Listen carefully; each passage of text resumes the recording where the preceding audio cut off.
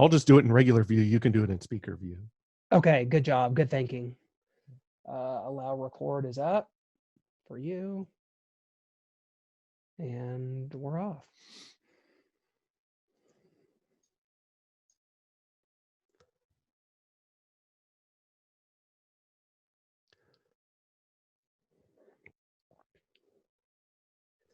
Hello.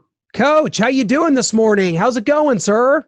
Doing good. You coached here at Missouri from 81 to 84 and would be a part of Missouri's last bowl team for 17 years. That is absolutely unbelievable that could be the case. You coached under Warren Powers. What was your time like here at Missouri coaching in Columbia? I really enjoyed it. It was, kind of up and down.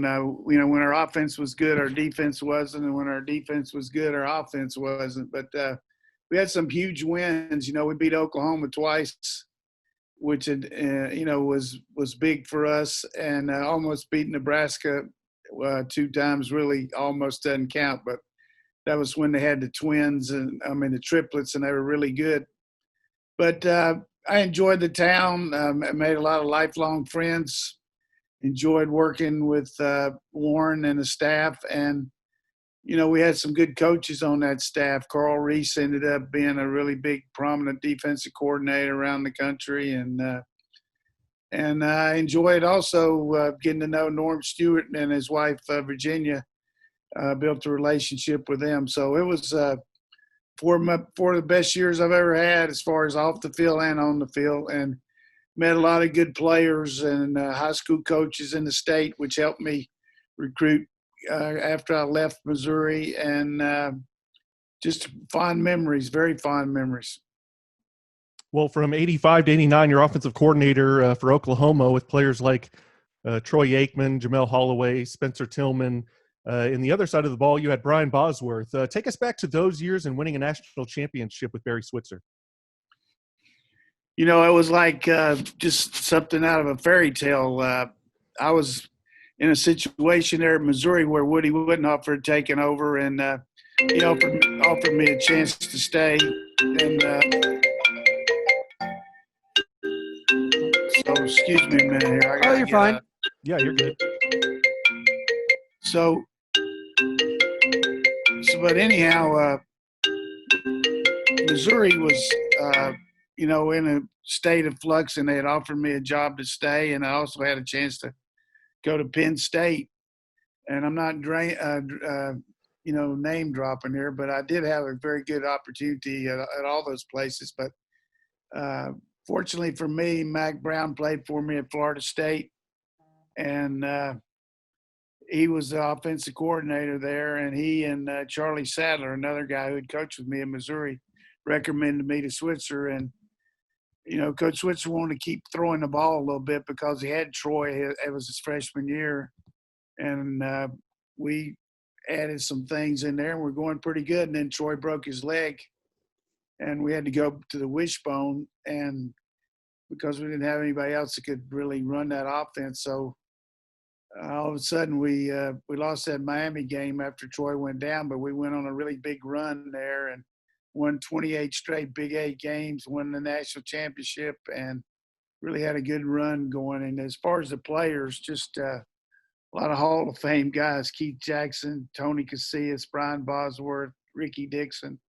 Just a phenomenal group of players, and a lot of good offensive linemen to go along with the backs we had. You mentioned Spencer, who's made a name for himself in TV and radio, and both Spencer and Keith Jackson are tremendous humanitarians, have done a tremendous job around working with nonprofit agencies and helping, minority kids. Really have been tremendous throughout their lifetime since they left OU. Well, talk about kind of transitioning to becoming a head coach. You go to Marshall in 1990, wind up being there from 90 to 95. You win a national championship, one AA championship in 1994. Just what was that like for you personally to see kind of, your coaching acumen and the respect that you'd earned and being a coordinator for as long as you had, be rewarded with this job and then resulting in a national championship? I got a little bit spoiled there at Oklahoma. We were doing so well, and my son was in high school, and I really didn't want to leave. I had some opportunities to go be a head coach, but we were on such a tear there and had such a good feel for working with Coach Switzer and the players we had that I felt like, might have passed me by as far as the really good jobs. But then Coach Switzer got out and Gary Gibbs took over, and I had a good relationship with Gary. But I felt like the first shot I could take, I was going to try to get a job. And Marshall was on the brink there, building a new stadium, had come back from really, as all of you know, the plane crash in '71, and really had a remarkable community of people that really wanted to support us. And we were able to go in and get some good JUCO players and bring in some guys that were marginal 1A players, and we're able to get guys like Chad Pennington and Michael Payton and Todd Donnan, my son, quarterbacks that really kind of proliferated our offense. And we had some really spectacular receivers like Troy Brown, who went on to have a great NFL career, and about 3 or 4 straight tight ends that got drafted. So, but just in a nutshell, it was just to build the stadium, to build the facilities, to be the architect of all the plans was just very rewarding. And then to see those kids, compete on a level like we did. And after I left, they didn't lose a game for 2 years. So it wasn't necessarily because of me, but we left them some good players, Randy Moss and certainly Chad Pennington and those other guys. I never got to coach Randy. He was coming in the year I left. But as you mentioned, Marshall had a phenomenal run. We won more games in the 90s, our team and Coach Pruitt's, than any team in college football. And we'll always remember that. Well, you get hired at Georgia in 1996. Just talk about that first year there, getting the job and having a lot of players there to work with: Robert Edwards, Hines Ward, Champ Bailey, and someone that Georgia fans might know well, current head coach Kirby Smart. Yeah, the transition wasn't near as smooth as I wanted it to be. I think I spent a little bit too much time trying to raise money and build facilities instead of getting to know my club. And I always look back on that first year. We probably played some guys that we thought were better than they were and didn't give the other guys enough shot. That I've always told coaches, when you take that first job, and I would say this to Coach Drinkowitz, of course it's different out there now because of the COVID, but you need to get to know your players, and I'm sure he has, but you need to get to know them a lot quicker than you do the alumni and the fundraising and all that, because you didn't recruit these kids. You don't know their parents. You don't know what makes them tick. And you just can't snap your fingers and make it happen so quickly. But we did make a transition after the first year and had a phenomenal second year, 10-2, and really started getting it humming. Our biggest concern here, or problem, when you look back on it, is we were trying to catch up with Florida and Tennessee, who were at their zenith at that time. They both won the national championship, and we were coming off probation, and our numbers weren't enough to have a full slate of scholarships. So even though we got in the top 15 for 4 straight years, we couldn't get that next niche. We did beat Florida, we did beat Tennessee, but to win at the level that you need to here, you got to beat your rivals, and we weren't doing that. As far as Kirby, Kirby was just a fantastic leader on our team, a very good day-to-day player. He came from a background where his dad was a coach, and he really worked hard at being as good as he could be. And then I helped him get his first job here. We kind of created a job here for him, and then he went on to be a fantastic defensive coordinator at Alabama. And it's been good for me, him being here, because even though Coach Rick was very nice to me, it's just a little bit different when you're going over there and seeing a guy that still calls you coach, and like Kirby does. And he's been very good about letting me come around and watch and give him my 2 cents once in a while. He doesn't listen to me much, but I always like to go over there, and he's doing a really good job of getting the kind of talent you need to get here to make that big jump. He's very close. Got close the second year, and then last year, had a couple tough losses, but really has built up the facilities and everything. Very proud of Kirby. We'll talk a little more about Kirby. Kind of when you have a player that exceeds at the level that he did, he's an all SEC performer as a defensive back for you. Do you notice any intricacies of idiosyncrasies about someone like him that you think, this guy could be a coach? And aside from that as well, does Kirby kind of reach out to you? How often does that happen? And kind of what's your relationship like now?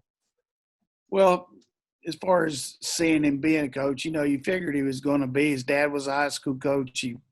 He really was a student of the game when he played here, and a very cerebral guy, and made a lot of plays with his feet and his contact. But he also was in the right spot all the time, and that's very critical for a defensive back. That he had good speed, but not great speed. But he was very good at playing free safety and playing halves coverage and coming off the hash. But as far as relationship now, he's got a lot of irons in the fire. I mean, he doesn't call me up that much. We do text, and we do, as I mentioned in the other part, I do have a chance to go over there and watch him occasionally when I can get over there. But the main thing that's been good for me is his coaches are very receptive to me being around, watching them, and always ask me what I think about things. And, I don't know that I've ever helped them that much, but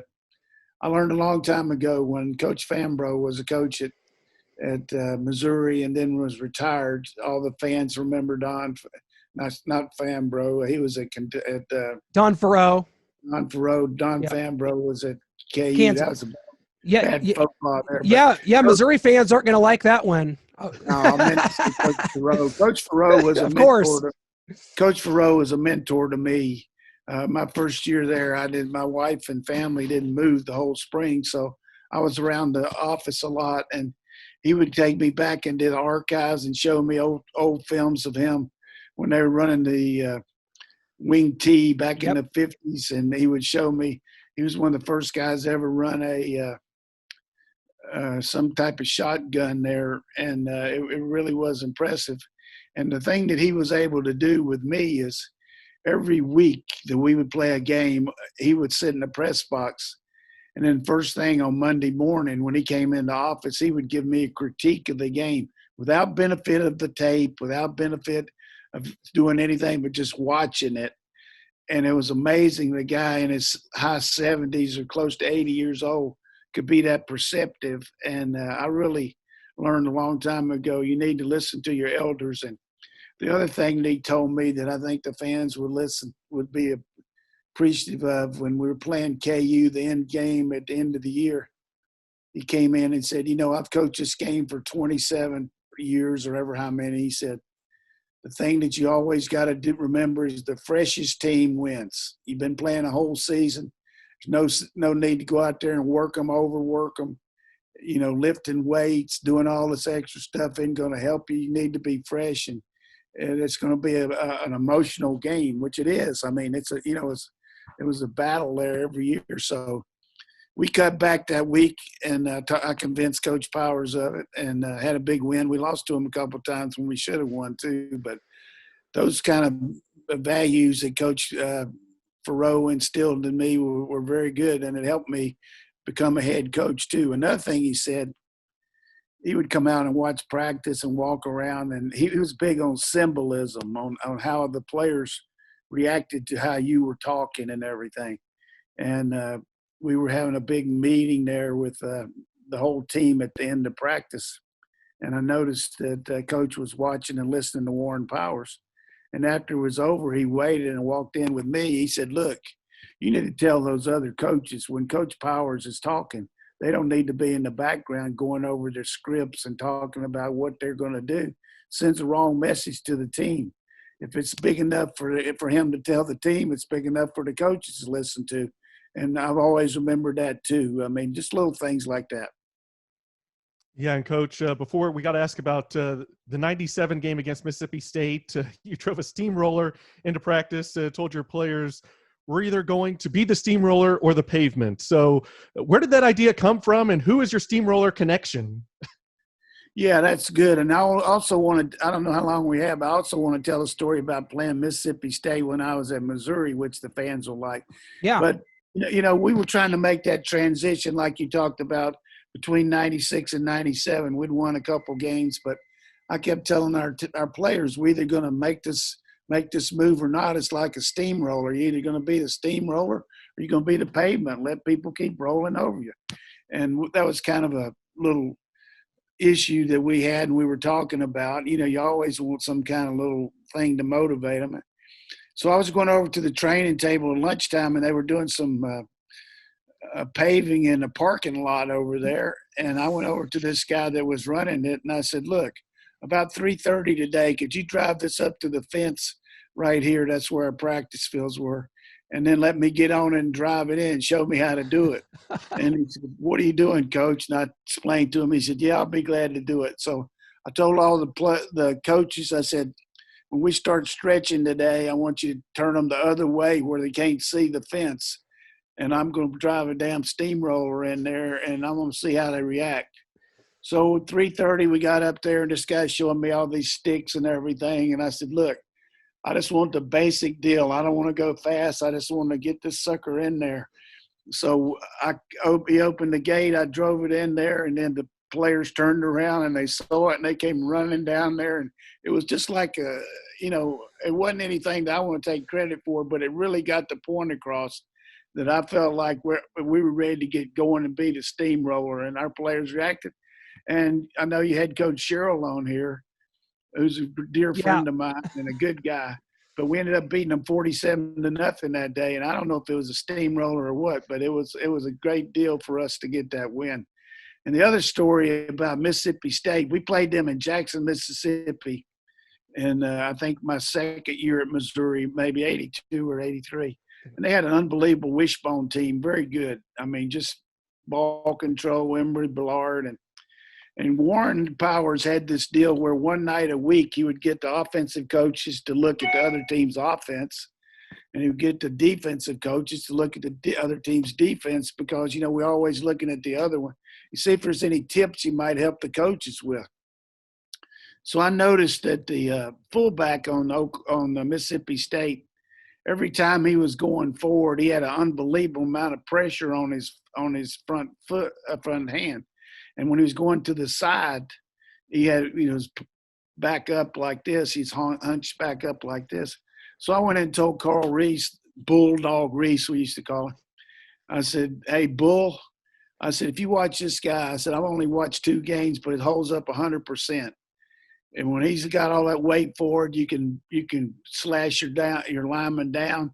And when he's got his weight on his haunches, you can take him and just play base and play the outside. It held up 100%. We slayed them. We beat them 14-7. We had a turnover and gave them, but they couldn't make a yard. Well, here's the end of the story. I'm playing tennis out here on this league with these older guys here, and this guy comes up to me, said, Coach, he said, I don't know if you remember me, but I played for Mississippi State back in the 90s. And I said, did you play offense or defense? He said, well, I was an offensive lineman. He said, well, we played y'all at Jackson. He said, yeah, that was the damnedest defense I've ever seen. We couldn't make a yard. He said, Coach Ballard still couldn't believe it. And I said, I'm going to fill you in on a little secret. The next time you go to an alumni meeting, you tell them when we had a dog, an animal call. When the guys had his weight forward, we'd say dog, cat, anything you want to. And we pinched, and when you didn't, we didn't say anything. He said, well, I was wondering why you're using all those animal calls. I couldn't figure it out, but we completely destroyed them. It was good.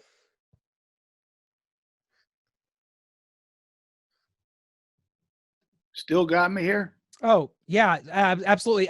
So that's amazing. My dad always talked about that game. My dad was such a big Missouri fan, brought me up into it. And so going back and learning about all those situations from the 80s, especially considering from 1983 to 1997, Missouri didn't even make a bowl game. But Coach, you won 4 straight bowl games at Georgia, which was unprecedented. That's something to really, I think, hang your hat on during that time.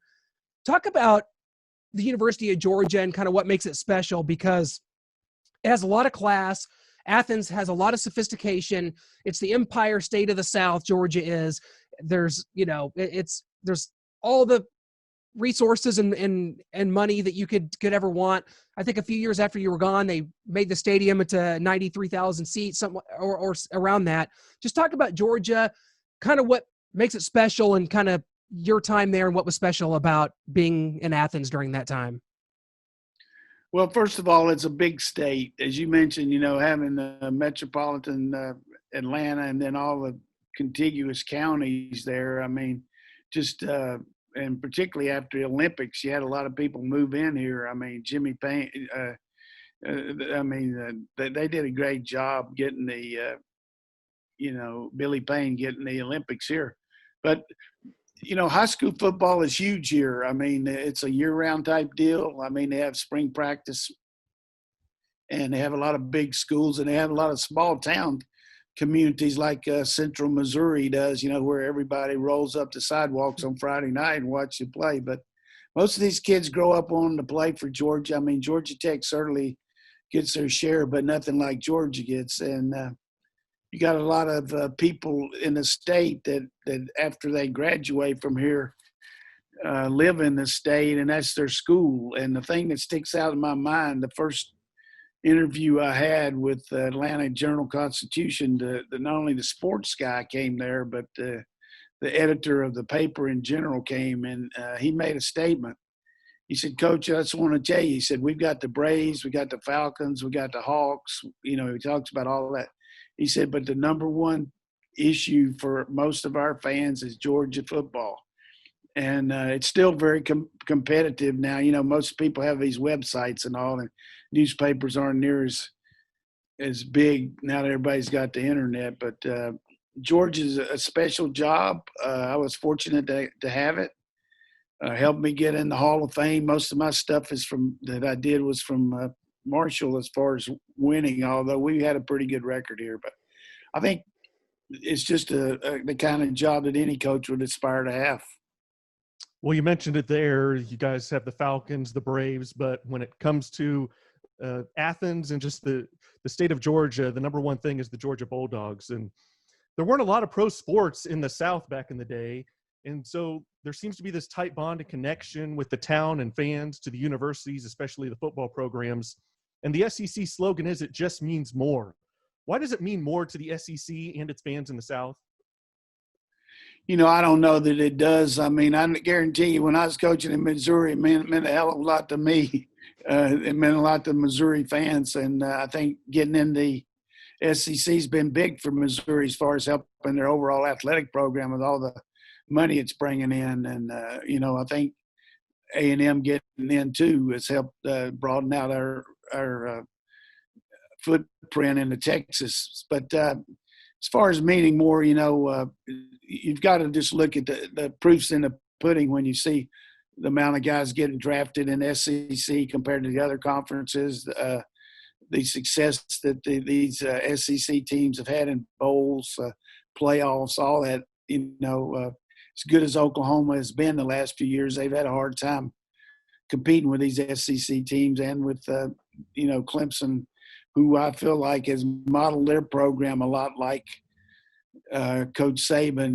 Dabo has a lot of ties back there to Alabama. But I would say this, if you just look at all the coaches in the SEC that have a background with Coach Saban, whether it's Muschamp or Pruitt or keep on going with Kirby all the way down, there's just a lot of coaches that know that footprint and know that way to do things. Jimbo Fisher out there at A&M now. And just relentless recruiting, high intensity practices, competition's very important. They play a lot of young players, and it's pretty evident that kind of playbook's working.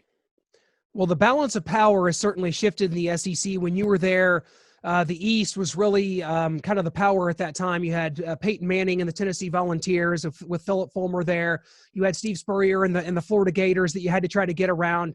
Where this is, of course, prior to Nick Saban getting to Alabama and them kind of resurging.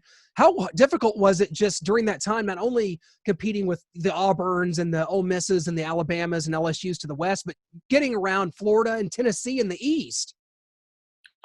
Yeah, I mentioned that a little bit earlier that they were at their zenith. Both of them won national championships, and also our number one recruiting nemesis in South Georgia is Florida State, which is right across the border there. So Bobby Bowden had it rolling there in the 90s too, and they won. So 3 of the 5 years that I was a coach, one of those 3 teams won the national championship, and Georgia Tech won the ACC that time. Coach O'Leary had some really good players. So, it's just hard to rebuild overnight any program wherever you go. Yeah, that's why you see, coaches very seldom get these plum jobs the first day. You got to – it's a reason that a guy's been let go and you got to take over. And I think from my standpoint, we just tried to model our program a lot like what we did at Oklahoma as far as the standards of the speed and quickness that we felt like we needed to have, not only size, but we needed speed and quickness on defense. We really got some really good defensive players like Marcus Stroud and Richard Seymour and Champ Bailey, just all pro type players. And then you add that with some of the linemen we got that were drafted on offense too. And as you mentioned earlier, a lot of these good running backs. So the main thing to build a team is, I don't care if you're Grantland Rice or Tom Osborne or who you are, players win games and players lose games. You got to get players. Acquisition of talent's the number one thing. And you got to build that talent to compete with who you got to beat. Like Missouri right now, they got to beat Georgia in their division. If I'm Eli talking to my coaches, when you're looking at these players, can this guy beat Georgia?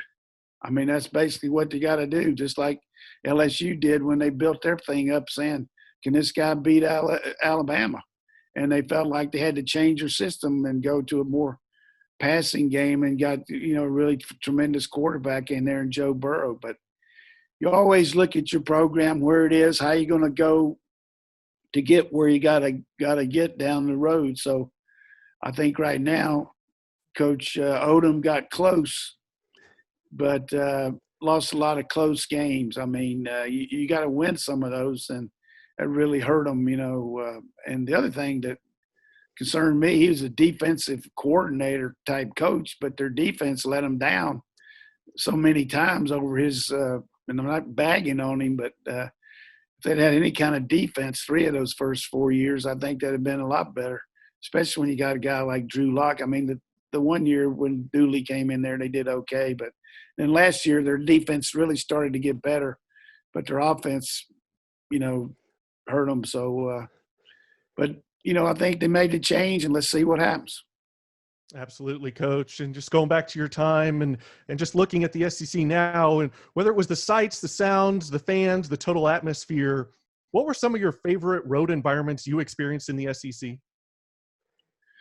Well, they weren't a whole lot of fun from the standpoint of just going in there and trying to play. But, I always try to tell our teams we're going to kind of go in here late, wait till the last minute and try to ambush the other team, And we had a pretty good road record, but certainly, we won twice at Auburn, which is very difficult. And 3 years we played there, we won 2 times and lost another one in overtime. But I think LSU is a place that just has a lot of special, memories to me, because we were both ranked very highly, and we played them in '98, the year after we had such a big year, and we were like 4-0, and they had Marshall Faulk and all those guys. But our freshman quarterback, Quincy Carter, goes in there and hits 15 in a row there to start the game. That's hard to do in the parking lot, but just an unbelievable crowd and atmosphere down there at LSU. And those people start getting, having a few pops there early in the day, and you start going to the game, and you see a lot of different things on the way. I mean, that's the only place I've ever been mooned going to a game, and I'm talking about men and women mooning your ass. It's pretty unbelievable. But the other great venue, which I'll compare to the Oklahoma-Texas game, everybody knows about playing in Dallas, but similar situations, always playing in Jacksonville against Florida. Both teams got half the stadium. It's just a unbelievable atmosphere and a lot of good memories there. We were able to win one time, but the fan base for both teams, a lot of them go down there and spend a week, take a vacation.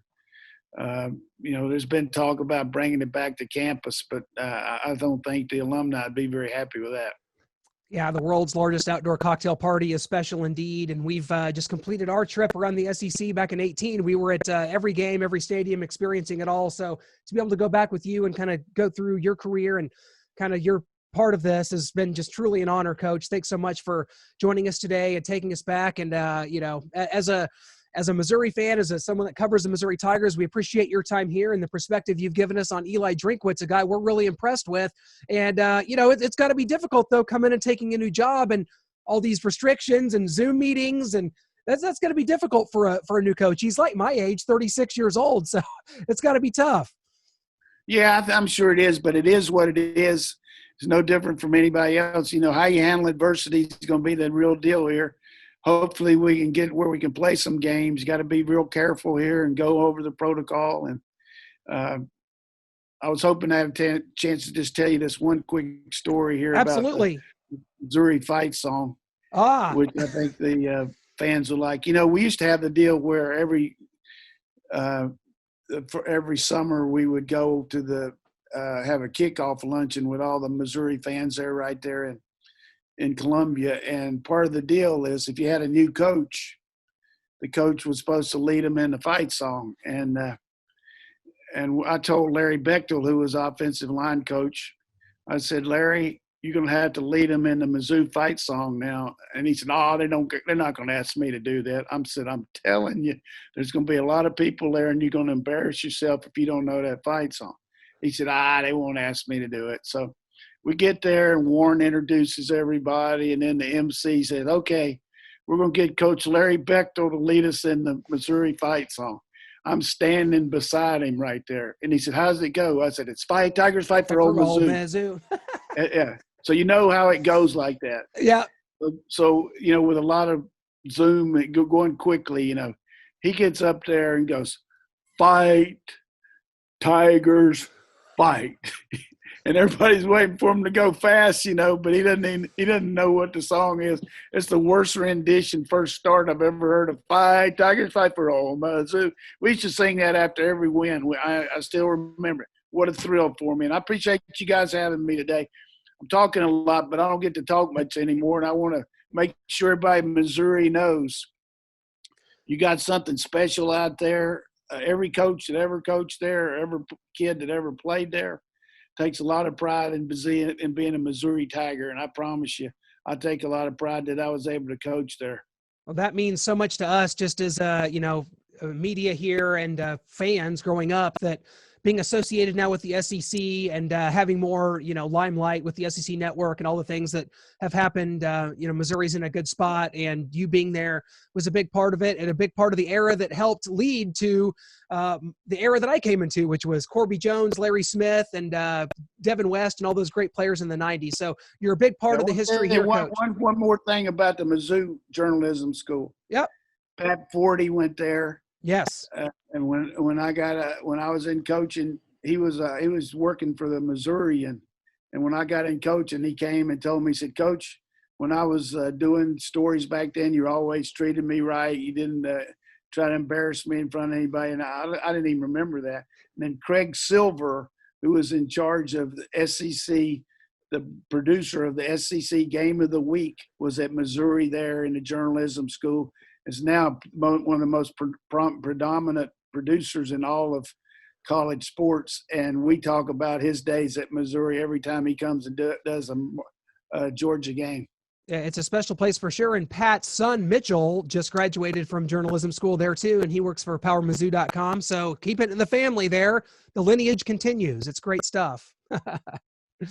All right. I Well, enjoy Coach, being with you guys. Coach, we appreciate it so much. Thank you so much. Stay safe and stay healthy, my friend. All the best right. to your wife. You guys will be in our thoughts and prayers for sure. All right. Thanks for saying that. Appreciate it. Absolutely. Take care.